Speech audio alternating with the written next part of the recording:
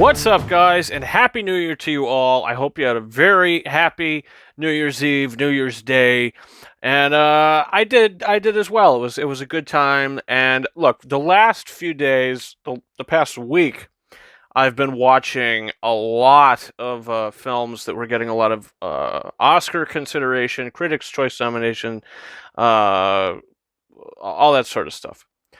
So what I was going to do is review each of these films, but I said, you know what? Instead of making everybody wait for like three separate videos or however many videos, I'm just going to do like a three-in-one here. So today, in this video, I'm going to be talking about Belfast, I'm going to be talking about CODA, and I'm going to be talking about Nightmare Alley. I'm going to be talking about these three films that I did get the chance to see. And if you guys did watch my top 10 list of 2021, Belfast did make the list. And I just watched CODA last night.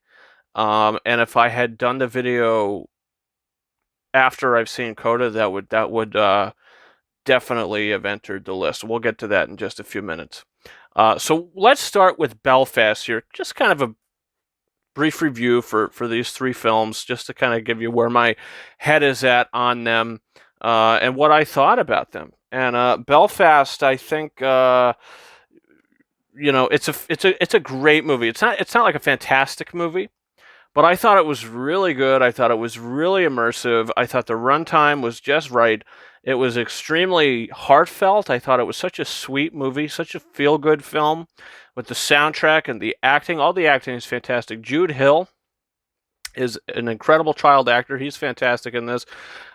Carrie Tora Balfe. She plays the mother. Catriona Balfe. I don't know how to pronounce her name, but she's excellent in the movie as the mother. I'm just kind of looking at the IMDb cast here, so I don't miss anything. Jamie Dornan is great. This might be his best performance, and I can see him getting an Oscar nomination for this. I could see Catriona Balfe getting an Oscar nomination for this, both for supporting. Judi Dench as well. She's excellent in this movie, and honestly, her and Ciarán Hinds as the grandfather and grandmother, they steal the movie at points for me. I mean, this kid is so damn likable and so damn charismatic. But Judi Dench and Ciarán Hinds, they give the movie so much, I don't know, just so much life and just so much knowledge. You know, they're the older minds in the film, and they were fantastic. And Kenneth Branagh's screenplay as well. I think this movie hits on all cylinders. Is it like extremely rewatchable? Maybe not, but I would definitely watch it again, though. I mean, this is a very sweet movie, and I dug it. I thought it was great. And Belfast is a 4 out of 5 film for me. A very solid 4 out of 5 film. Very strong 4 out of 5. But I mean, look, is it a little light? Sure, it's a little light, but when it gets heartfelt, when you get that stuff, it works really well, and you could tell that this is really special to Kenneth Branagh. So that's Belfast. Really, really enjoyed the movie. Moving into CODA. This movie, if you guys watched my top 10 films of 2021 list that I posted a few days ago, this would head straight to number 3. And if you've seen that video, that would bump No Time to Die down to 4, and so on and so forth. This movie is an emotional crowd pleaser in many ways. It feels so good, just like Belfast. It feels so heartwarming and just so emotionally resonant and so investing. You got this incredible performance by Emilia Jones. She plays a character named Ruby, and she is a CODA. When I first heard about this film and saw the title, I didn't know what this was about. I thought CODA was like a government agency or something. I said, what the hell is this? And then I Googled it, and CODA stands for Child or Children of Deaf Adults. And I said, oh, that's really interesting. So watching this movie, it's about Ruby, Emilia Jones's character, like I said, she is spectacular in this movie, and I would love for her to get a Best Lead Actress because she's so good.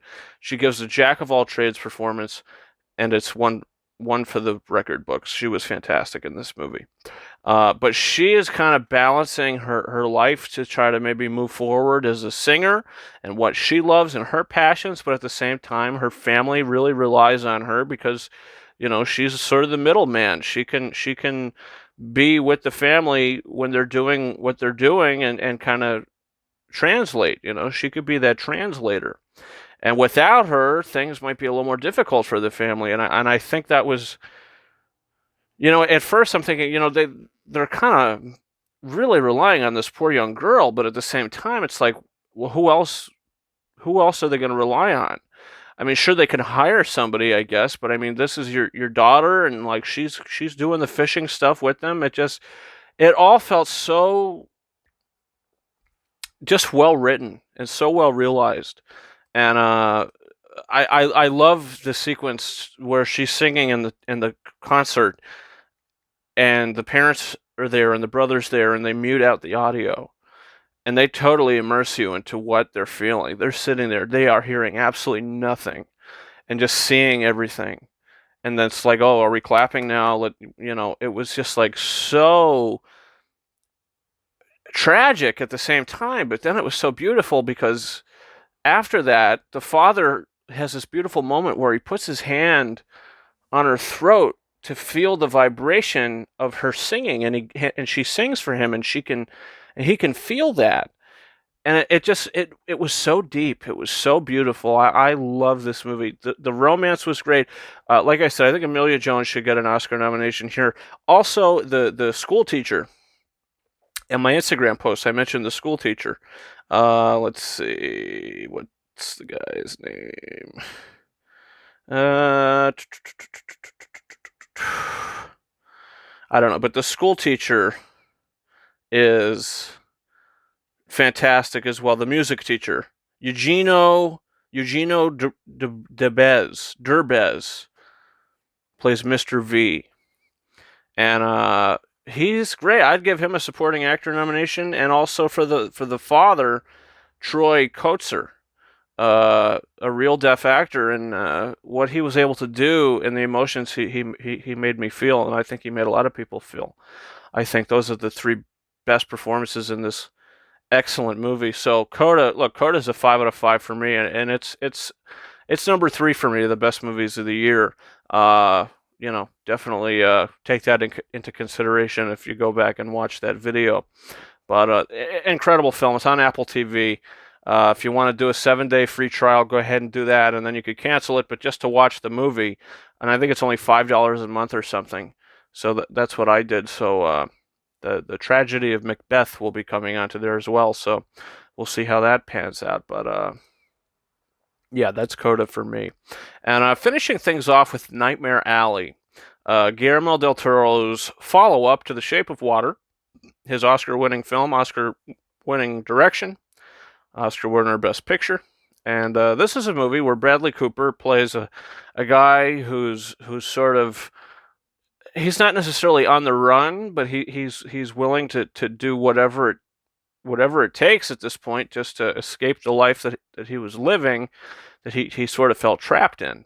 And he does that, and he finds this circus, and we meet all these people at the circus. We meet Toni Collette, we meet Willem Dafoe, Rooney Mara, Ron Perlman, all these actors, and they're all doing their thing. And another great performance by David Strathairn, who plays this medium, and he kind of works with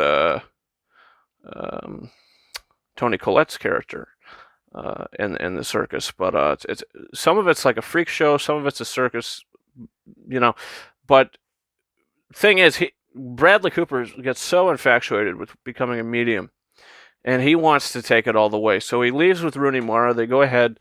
They try to run their own show. We meet Kate Blanchett, who plays a psychologist doctor. And one thing leads to another. Bradley Cooper gets infatuated with her, and he sort of starts doing some things that he was warned not to do. One thing leads to another. The film takes a dark turn. For the direction, Guillermo del Toro did a fantastic job directing the film. I think the crafts are great. I think the production design, the score, the sound, the cinematography, all beautiful.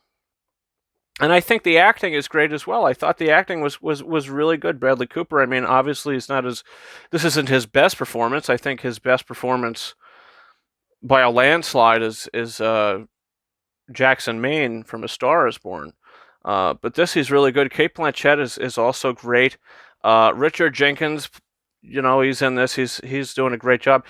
I think everybody who's in the movie is great, but I think where the movie falters for me big time is the script and the story and how you leave. And I said, well, that was kind of a dumb movie. It was kind of dumb.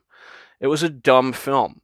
So it wasn't very emotionally investing because of things would happen and the movie would keep like the story would never stop.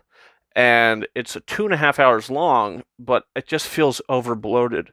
The movie feels so bloated to me, it's ridiculous. And by the end of the film, we're kind of at the same place we started, in a way, without spoiling anything. And I think Bradley Cooper is excellent in that last scene. It's his best scene of the movie, probably. But I mean, when you leave, it's just like, oh, that was just kind of a dumb movie. I mean, what did we really get from it? Not much, other than really good directing, great production design, and everything I mentioned. But it's not a great film. It's not a bad film because of how great the crafts are, and it is entertaining for the most part.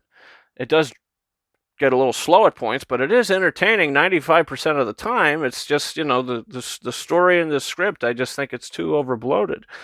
But it's so well made that I'm going to give Nightmare Alley a 3.5 out of 5 stars. I liked it, but I didn't love it for the reasons that I mentioned. So, guys, that's my thoughts on these 3 films: Belfast, CODA, and Nightmare Alley. What did you think about these movies? Do you hope any of them go on to get Oscar Gold? What are your thoughts on all this?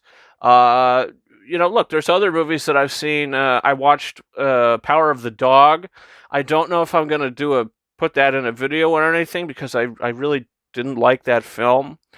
I understand there's good elements in it, but I really did not like that movie. So maybe eventually I'll throw that in a video. I plan on watching Tragedy of Macbeth when it drops. Cyrano, I might do its own video on. I'm kind of looking forward to that. Trailers look really good. There's that other one coming out. It's out already. The something about sisters, whatever it is. Olivia Colman is in it. That looks really good. A lot of buzz around her performance. She's always great. So I might watch that tonight. I think that's on Netflix. But yeah, so maybe I'll do another one of these videos in the future where I talk about a couple different films in one video. But yeah, guys, look, that's about it for me. Thank you so much for watching this. And don't forget to comment. Don't forget to subscribe to the channel for a bunch more videos, reviews, unboxings, live shows, all that fun stuff. You could follow me on Twitter and Instagram. More on those in the description of this video. And yeah, guys, that's been it for me. Thank you so much for watching this one. And until next time, over and out.